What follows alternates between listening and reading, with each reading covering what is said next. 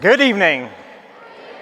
So, I want to talk with you guys here today, and this is not going to be me speaking to you or talking at you. I want to talk with you because I am you.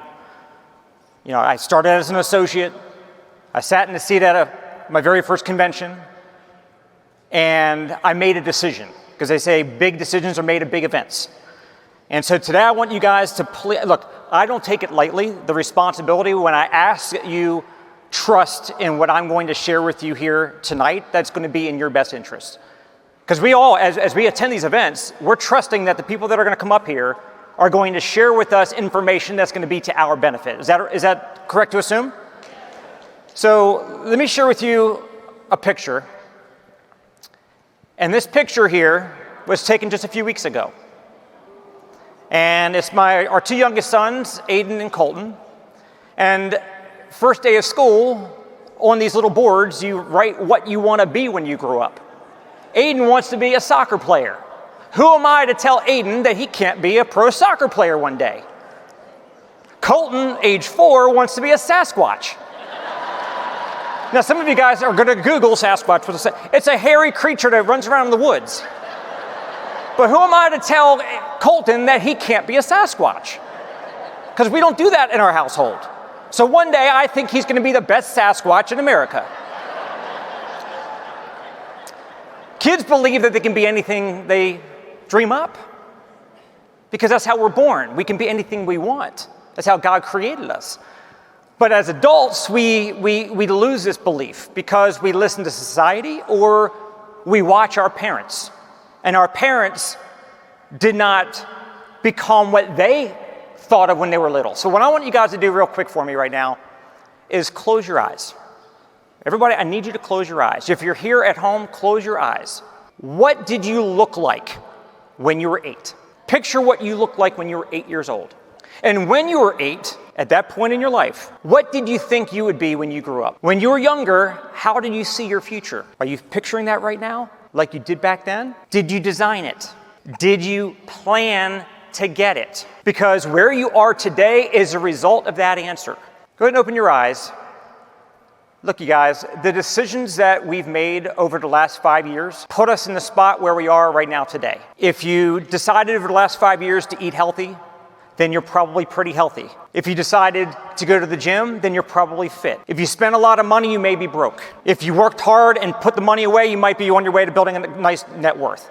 But where we are today is a result of the decisions we've each made over the last 5 years. And as Jim Rohn always taught, the good news is that in any 5 years, you can change your life. So what I need to ask that you guys do today is make a decision to do something more, do something better, to make different decisions, to get to a different destination, different outcome 5 years from now. And I have to be real with you. The title of my talk, Stone Cold Truth. I would be doing you a disservice if I came up here and said things that would make you feel warm and fuzzy, like you're already making the right decisions, you're already doing everything that you should be doing, then why are you here? So, making the right decisions. Today I'm going to share with you a few of those, and I'm a pretty motivated guy.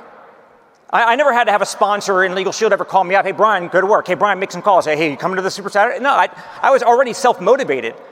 But even as a self-motivated guy, I found myself having to go through this daily mental battle over the last 18 months. Now, especially because I'm worth $38 million. Yeah.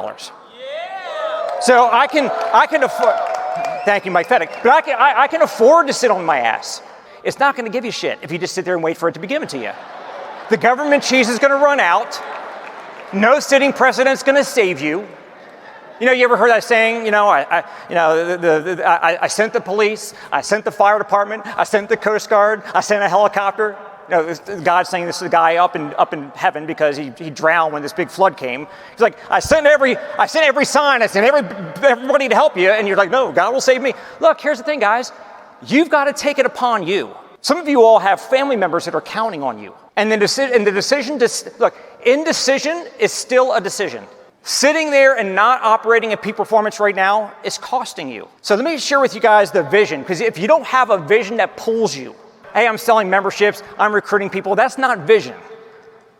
But there's 3 things I want you guys to always know that are going to be the biggest factors to your success in this business.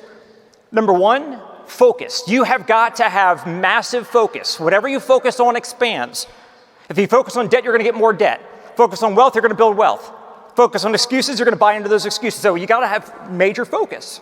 To get you what you say that you want, you will put the focus in. If you don't believe, there's not much you can do because your subconscious mind is going to derail you. It's going to take your attention elsewhere. So number 1, focus. Number 2, urgency. You've got to be urgent. So you've got to be focused, you've got to have urgency, and you've got to be consistent. Every day, you should be building your business. Every day. Getting the right why. Everybody's got a why that they feel motivates them. It sounds great when they say it. The simple question you got to ask yourself is, if my why that I've been talking about is not getting me to work my business every single day, including Saturdays and Sundays, then what's the why that will drive me to do it? Now, there's 2 main things that I want to teach today. These 2 key points that I'm going to share with you right now can transform your business, because these are the most important 2 things that every one of you guys have got to do if you want to recruit and retain and build a team and have it really scale. So the first one, what is the one thing that is a gateway activity that you and your team has got to do all the time to grow your business? The one thing is prospecting. You can't sign somebody up that has not seen a presentation. They haven't seen a presentation if you haven't first found the prospect and piqued their interest. So prospecting is everything. If you're not talking to a prospect, yours or somebody else's on your team, you're not making money. So again, what are we talking about here? We're talking about the one thing. Prospecting. The fast way, you keep your income options open, blah, blah, blah, or, hey, you mind if I share my quick story with you? Now, the second thing I need to share with you guys here today is promoting. Promoting is the number 1 skill in the entire business that we're in. Remember this, facts tell, stories sell. You need to use stories to promote anything. Promoting the membership, promoting the opportunity, promoting an event, promoting anything. Stories, stories, stories. And everybody, whether it's a prospect or a team member you're trying to promote something to, they are always tuned in to their own favorite radio station, WIIFM, which stands for What's in It for Me. So you might say things that are important to you, that resonate with you, but if it doesn't resonate with them, you got 20 seconds before they decide to turn you up or turn you off. What can you say in that 20 seconds? But what does it really take to promote something? Figure out, again, stop recruiting, start solving. We need to find out what problem they've got, and we can share with them how coming to Phoenix will solve it. Look, guys, success. Success is a decision followed by daily choices. Success is a decision.